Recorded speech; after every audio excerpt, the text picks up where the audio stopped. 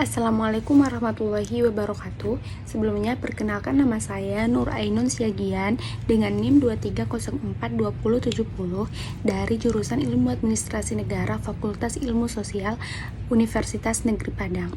Pada video kali ini, saya akan menjelaskan tentang sumber-sumber hukum di Indonesia.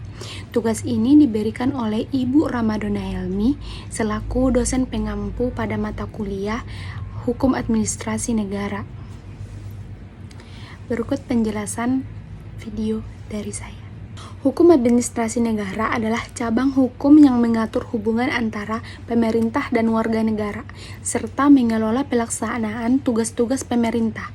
Hukum ini mencangkup norma-norma yang mengatur tindakan administrasi, keputusan publik, dan prosedur yang harus diikuti oleh lembaga pemerintahan dalam menjalankan fungsi mereka. Tujuan utama hukum administrasi adalah untuk memastikan bahwa pemerintah beroperasi secara efisien, transparan, dan akuntabel sehingga memiliki hak-hak negara dan memastikan keadilan dalam pelayanan publik. Dengan adanya hukum administrasi, diharapkan tercipta kepastian hukum dan pengawasan yang baik terhadap tindakan pemerintah sehingga mendorong partisipasi masyarakat dalam proses pemerintahan. Sumber hukum yang pertama yaitu Undang-Undang Dasar 1945 sebagai konstitusi negara merupakan sumber hukum tertinggi yang mengatur segala aspek pemerintahan. Norma dasar dalam Undang-Undang Dasar 1945 mencangkup prinsip-prinsip pemerintahan yang demokratis dan hubungan yang adil antara negara dan warga. Pancasila sebagai ideologi negara menjadi pedoman moral dalam penyelenggaraan pemerintah. Hukum tertinggi Undang-Undang Dasar 1945 adalah dasar hukum bagi semua peraturan perundang-undangan lainnya. Norma dasar mengatur penyelenggaraan pemerintahan dan hubungan negara dengan warga negara. Landasan ideologi mengandung ideologi Pancasila sebagai landasan pemerintahan, dan lembaga negara mengatur lembaga negara yang menjalankan pemerintahan. Sumber hukum yang kedua yaitu Peraturan Pemerintah atau PP. Peraturan pemerintah adalah regulasi yang dikeluarkan oleh Presiden Republik Indonesia berdasarkan undang-undang yang telah disahkan. Peraturan pemerintah berfungsi sebagai instrumen hukum yang menjabarkan dan menjelaskan ketentuan dalam undang-undang. Pelaksanaan undang-undang. Pertama, peraturan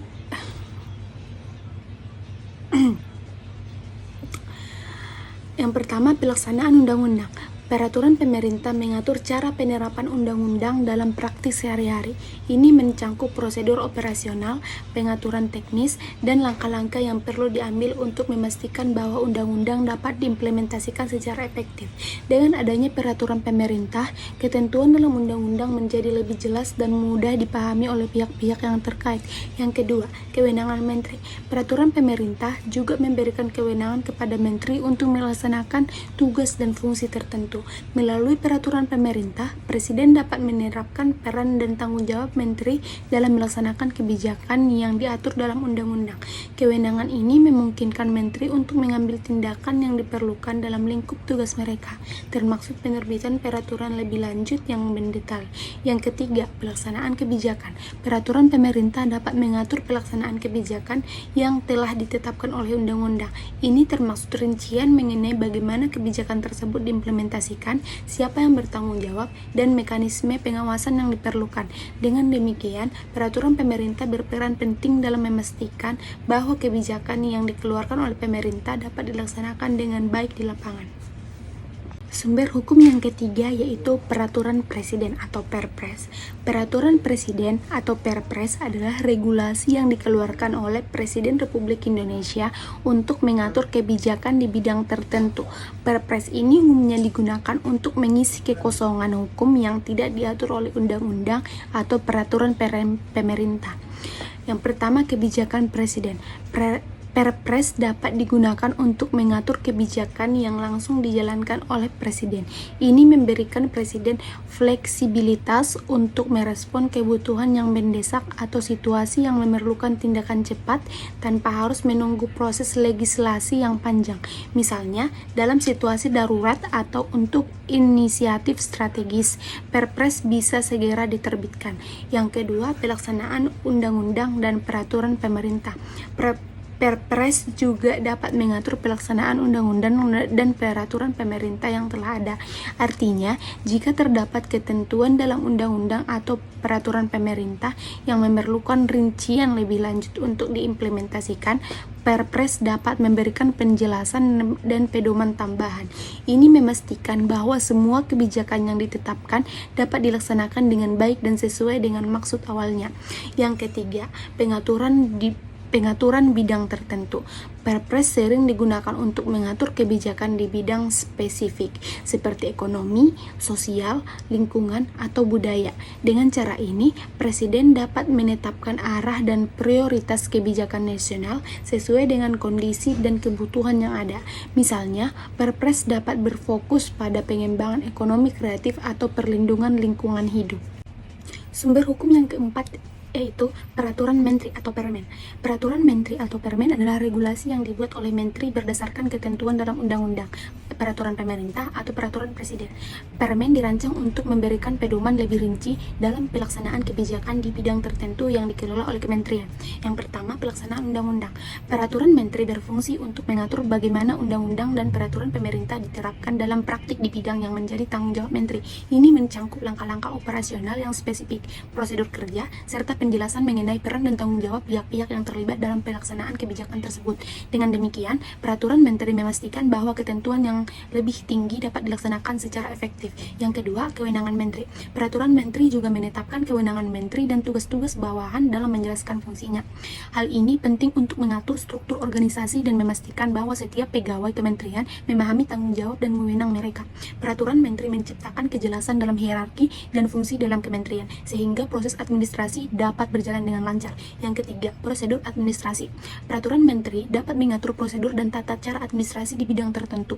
Ini mencangkup pedoman mengenai bagaimana proses administrasi harus dilakukan, seperti pengajuan proposal, pengawasan, pelaporan, dan mekanisme evaluasi.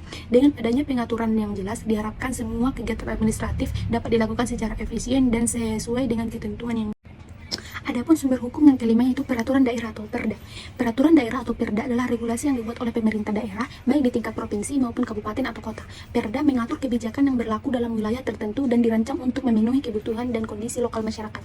Fungsi Perda. Perda berfungsi sebagai instrumen hukum yang mengatur berbagai aspek kehidupan masyarakat di daerah, termasuk ekonomi, sosial, lingkungan, dan budaya. Dengan adanya Perda, pemerintah daerah dapat menyesuaikan kebijakan yang diambil dengan karakteristik dan kebutuhan spesifik masyarakat setempat.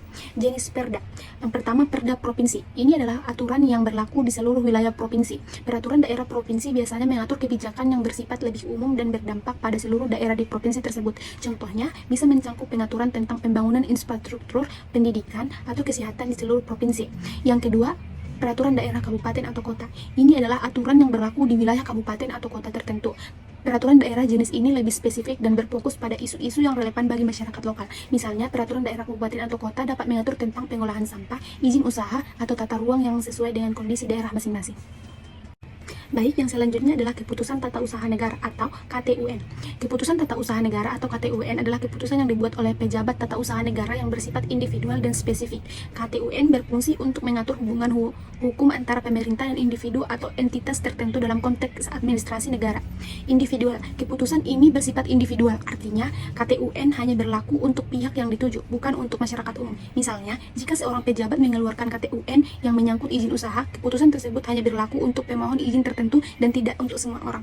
Yang kedua, spesifik. KTUN juga bersifat spesifik, yang berarti ia mengatur masalah tertentu yang dihadapi oleh pihak yang dituju. Keputusan ini tidak mengatur hal-hal yang bersifat umum atau luas, tetapi fokus pada situasi yang dihadapi oleh individu atau entitas tertentu. Contoh KTUN bisa berupa keputusan tentang pemberian izin, sanksi administratif, atau pengakuan hak.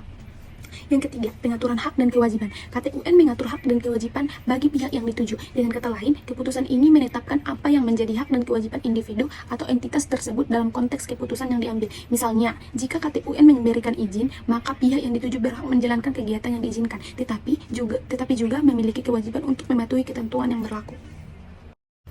Dari beberapa sumber-sumber hukum yang dijelaskan tadi, dapat disimpulkan bahwa sumber hukum administrasi di Indonesia bersifat hierarkis dan saling terkait, sehingga pemahaman yang baik tentangnya sangat penting bagi warga negara dan aparatur negara. Memahami sumber hukum administrasi merupakan kunci untuk menjaga kepatuhan terhadap hukum, yang memungkinkan individu dan organisasi berinteraksi dengan pemerintah secara efektif. Warga negara memiliki peran penting dalam mengawasi dan menuntut penerapan hukum yang benar. Sementara aparatur negara harus menjalankan tugasnya sesuai dengan hukum dan menjunjung tinggi supremasi hukum.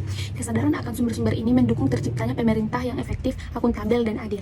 Baik, cukup sekian penjelasan materi dari saya tentang sumber-sumber hukum administrasi yang ada di Indonesia. Jika ada salah dan kurangnya, saya mohon maaf. Wassalamualaikum warahmatullahi wabarakatuh.